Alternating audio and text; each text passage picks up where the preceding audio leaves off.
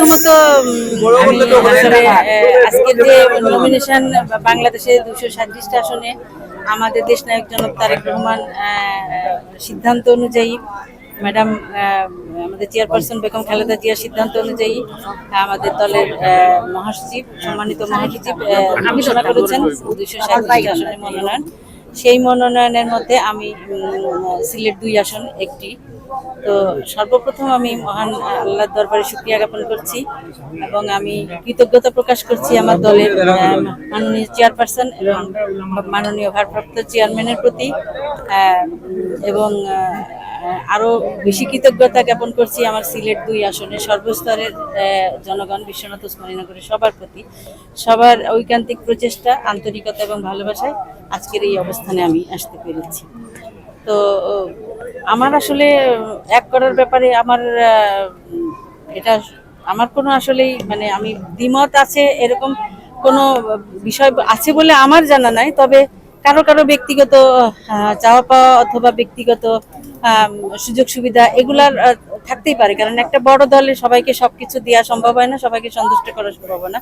ইনশাল্লাহ যদি আমি মনে করি যে যারা বিএনপি করে অন্তত পক্ষে তারা অবশ্যই বিএনপির পতাকা তলে একসাথে সমবেত হবে এবং আগামী নির্বাচন সবাই মিলে আমরা আমাদের ব্যক্তিগতভাবে কেউ পছন্দ আমাকে নাও করতে পারে, কিন্তু দলের প্রয়োজনে দলের সাথে, এবং যেহেতু দল একটি বড় এবং ব্যক্তির চেয়ে দল বড় সেই হিসাবে দলের সকলেই এবং আমাদের সাথে আসবে এবং আমরাও তাদেরকে আমন্ত্রণ জানাবো যে তারা এসে যাতে আমাদের সাথে একসাথে হয়ে কাজ করে। সেই জায়গা থেকে আমাদের আন্তরিকতার কোনো ত্রুটি হবে না ইনশাআল্লাহ। আচ্ছা, আমার একটা প্রশ্ন হচ্ছে, অনেকেই তো গুম হয়েছেন, আপনি যদি নির্বাচিত হন আসলে তাদের বিচারের কোনো প্রক্রিয়া?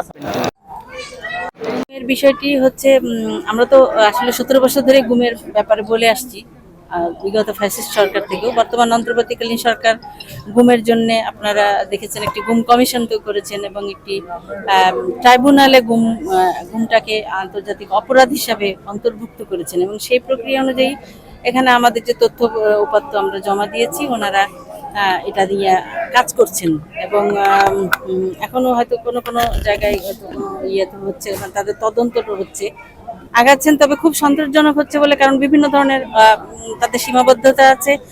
তবে আমাদের দেশনায়ক তারেক রহমান বলেছেন যে আমরা আগামীতে যদি ইনশাল্লাহ বিএনপি সরকার গঠন করে এবং জনাব তারেক রহমান এখানে প্রধানমন্ত্রী হন, অবশ্যই এই গুমের বিষয়গুলোকে সর্বাধিক গুরুত্ব দিয়ে অপরাধের তদন্ত এবং তদন্তের মধ্যে দোষী ব্যক্তিদের উপযুক্ত শাস্তির ব্যবস্থা করবেন।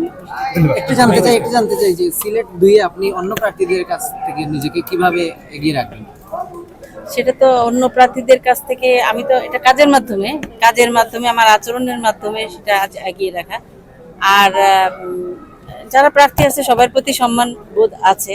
তো আমি মনে করি যে আমি দলকে এতদিন 13টি বছর আমি দলের পেছনে ব্যয় করেছি, মানে আমার হাজবেন্ড গুম হওয়ার পর থেকে আমি এখানে কাজ করেছি 13 বছর ধরে। তো আমি তাদেরকে সংগঠিত করে রেখেছি, তারা সংগঠিত আছে ইনশাল্লাহ।